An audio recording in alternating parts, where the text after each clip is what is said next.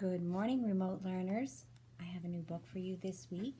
This is brand new to our library. It is called Stinky Spike, the Pirate Dog. It's a little chapter book. I'm going to read you just a couple chapters today so you can get a feel for who Stinky is. Stinky Spike. He's a very smelly dog. Stinky Spike, the Pirate Dog, by Peter Meisel, illustrated by Paul Meisel. I wonder if they're brothers or father and son. Wow, I wonder what makes Stinky Spike so stinky. There are 3 chapters in this book. The first one is the shipyard dog. Here we go. Spike the pup's story begins at a busy shipyard. But unlike most dog tales, Spike's tale starts with his nose.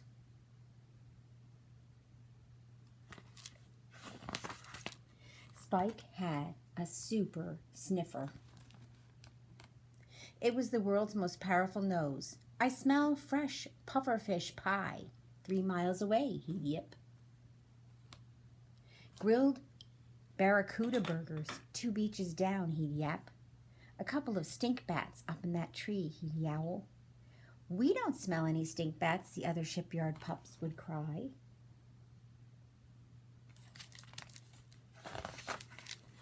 What Spike loved the most were the nastiest, ickiest, foulest stinks he could sniff. "Yarf, yarf," yipped Spike with joy. "Stale snapper scales baking on the beach. Guppy guts piled in a heap. Fly-covered fish eggs stuck in the seaweed. Yum! The shipyard is full of stinky smells today."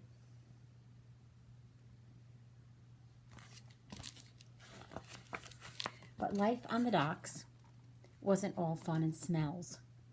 Being a shipyard dog was hard work. All day long, the pups ran up and down the docks. They protected the ship's cargo left alone by the sailors. They scared away seabirds that swoop in for fresh fish and chased away rats that snuck onto the ships.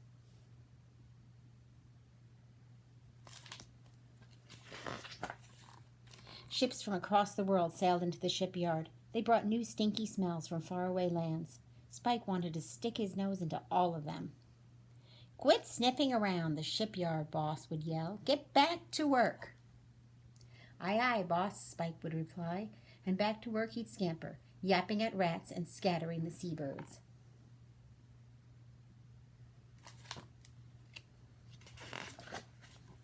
One morning, Spike sat on the dock with his nose to the wind. I love the smell of rotten fish." The breeze shifted and Spike caught an even more powerful stench. Codfish, catfish, and big fat tuna. That could mean only one thing. Spike dashed to the edge of the dock. A ship was sailing in. It was the Dandy Dogger, the biggest fishing ship on the high seas.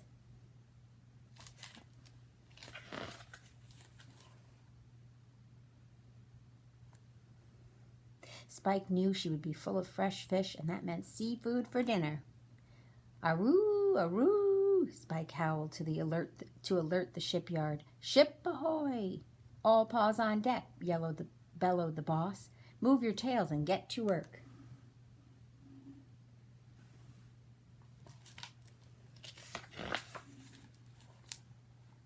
The pups sprang to life as the Dandy Dogger sailed in.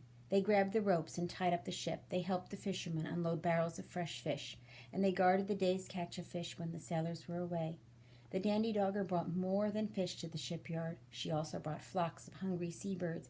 Pelicans, razorbills, spoonbills, and gulls of all sizes circle overhead, looking for scraps of fish.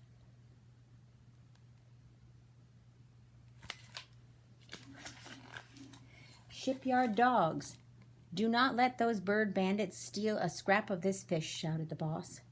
"Caw!" squawked a hungry gull. "You yapping furballs can't stop us." Spike guarded a barrel of blowfish. "Find your own fish, feather necks," he growled. But the birds were much too hungry to be chased away so easily.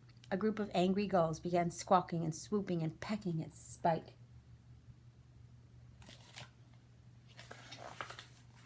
Spike was in trouble. "Scram, flappers!" he yowled as he bolted at the birds. But there was a patch of slippery, slimy seaweed on the dock. Spike's paws slid out from under him, and he skidded off the edge of the dock. Splash! Spike landed in the ocean. Spike's doggy paddled toward shore, but the strong current pulled him out to sea. "Bark, bark, help!" howled Spike, but no one could hear him over the noisy birds. Finally, Spike spotted an old wooden bucket floating nearby. He paddled toward it. The bucket was covered with barnacles. Rotten fish bits sloshed around inside. Spike crawled in and held on tight. Lucky for Spike, the bucket was seaworthy, meaning it's not going to sink.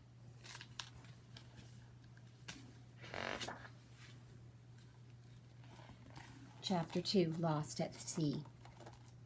Spike bobbed up and down in his bucket as it drifted out to sea. He watched the shipyard get smaller and smaller. Soon it was out of sight. All Spike could do and see was water in every direction. The hot sun beat down on him.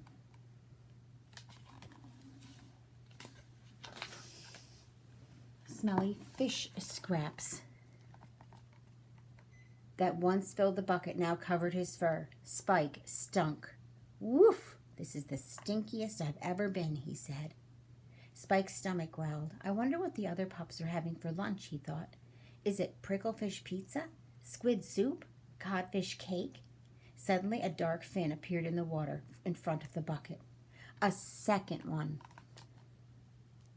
popped up next to it. "Sharks!" squeaked Spike, as two hungry sharks swam slow circles around him.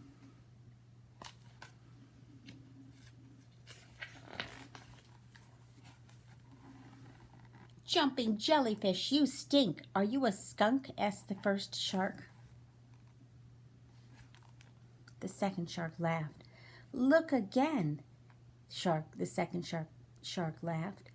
"Skunks have a stripe. Me thinks this is a shaggy sea pig." "But do sea pigs smell like rotten fish?"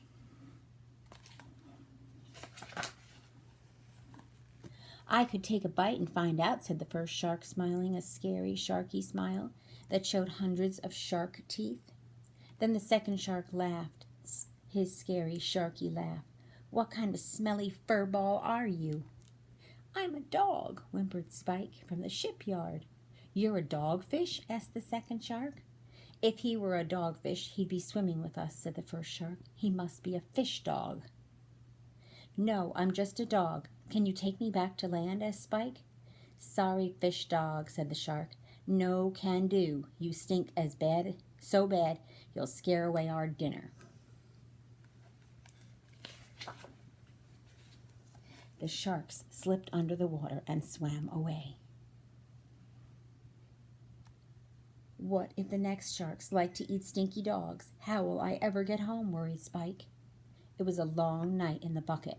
The next morning, a strong blast of water jolted Spike awake. It seemed to him he was soaring through the air, and he landed on the back of a giant blue whale. "Well, hello. You're a mighty small dog for such a powerful stench," said the whale. "Well, you're a really large fish," said Spike. "I'm not a fish," said the whale, "but I swam a long way to find you. I had to see what could cause such a horrible stink." "I thought you'd be a garbage boat." "Can you take me to land?" asked Spike. "I'm sorry, Stink Dog. I live way out in the deep ocean. Land is no place for a blubbery fellow like me," said the whale. And then the whale took a deep, deep, deep breath and dove back under the water. "Wait! How will I ever get home?" cried Spike. But the whale was gone. All right, we're going to stop here, and I'm going to continue so we can find out if Spike ever gets home. So look again for my next reading, and you will find out what happens with Stink, the pirate dog. Now, it says he's a pirate, but he starts out in the shipyard. So maybe we can make some guesses about what might happen next. Have a great day, everyone. Bye-bye.